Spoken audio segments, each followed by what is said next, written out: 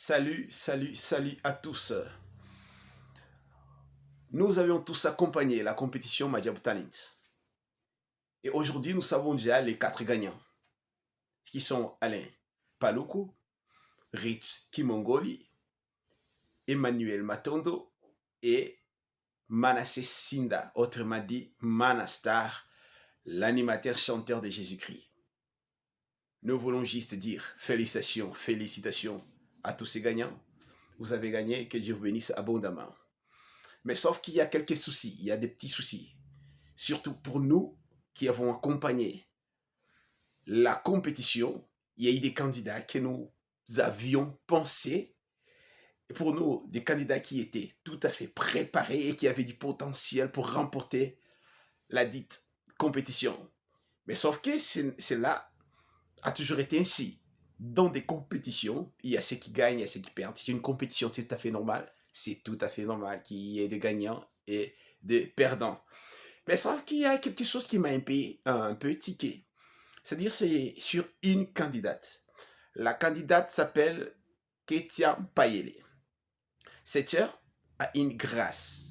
Bon, tous les candidats, chacun a sa grâce ou sa particularité.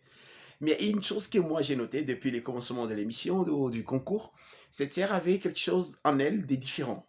Alors, il se fait que, selon nos sources, elle a remporté ou elle a gagné le prix de meilleure voix, exactement. Le trophée de meilleure voix de la compétition. Alors là, je me demande, je me pose une seule question, une petite question.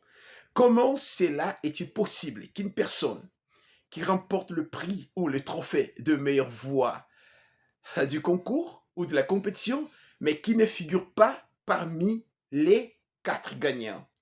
Ça, c'est une question. C'est juste ou injuste? J'aimerais savoir, s'il vous plaît.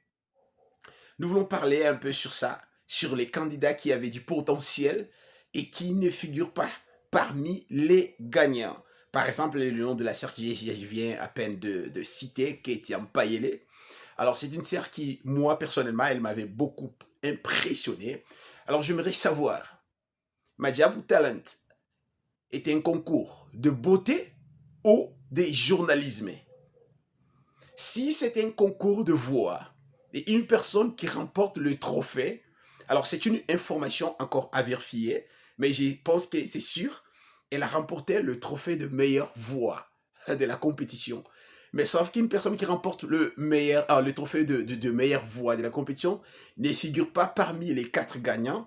Moi, je trouve que ça, ce n'est pas vraiment juste.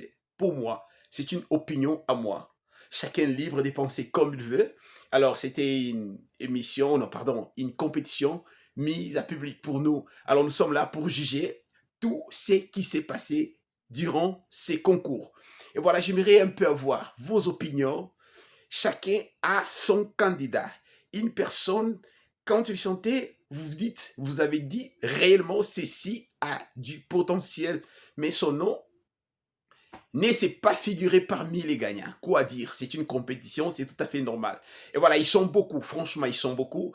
Je félicite les quatre gagnants, Alain Paluku, Ritki Mongoli, Emmanuel Matondo, et il a pris Manastar, Manasseh Sinda, les chanteurs animateurs de Jésus.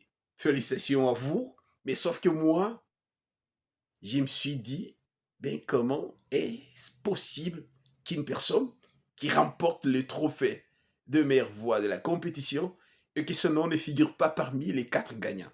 Ça, c'était un peu une déception de ma part. J'ai été un peu déçu. Je me disais, si réellement les concours étaient de dénicher les talents, les voix, alors cette sœur avait du potentiel pour être ou pour figurer parmi les quatre gagnants. Alors, elle n'est pas là, elle n'était pas là, elle n'est pas là parmi les quatre gagnants, mais sauf qu'elle a eu un trophée, elle a gagné un trophée de meilleure voix. Le concours était pour dénicher les voix, était pour dénicher quoi? Elle a remporté le trophée de meilleure voix, mais elle ne figure pas parmi les quatre gagnants. Vos opinions, s'il vous plaît. Faites-nous pardon, vos commentaires. Nous voulons que vous commentez un peu. Nous voulons un peu faire un petit débat sur là-dessus, sur les gagnants, sur ceux-là qui avaient du potentiel et ne s'y sont pas figurés parmi les gagnants. Je cite par exemple et il y a Pascal Mitonga, par exemple. Je me dis, mais ça, c'est du lourd. Le gars, son nom ne s'est pas figuré parmi les gagnants. Gloire soit rendue à Dieu. L'émission était bien passée. Un petit souci encore parce que là, la finale est déjà là, c'est déjà passé. Mais sauf que jusqu'à présent, nous qui ne sommes pas au Congo, nous qui ne sommes pas sur place, on avait besoin d'accompagner les choses. Ben, dommage, nous n'avons pas eu cette opportunité. Alors, s'il vous plaît, laissez vos commentaires. Dites-nous qu'en pensez-vous sur les gagnants et encore plus sur cette sœur que je viens à peine de citer, Ketia Payele, qui a gagné les trophées de meilleure voix. Alors, c'est une information encore vérifiée parce que selon nos sources, elle est vraie qu'elle a gagné, elle a remporté le prix de meilleure voix de la compétition, mais elle ne figure pas parmi les gagnants. À vous les claviers, dites-nous sur commentaire si cela est juste ou injuste et après nous reviendrons pour en parler un peu plus. Merci, nous comptons sur vous et que Dieu vous bénisse. Merci beaucoup.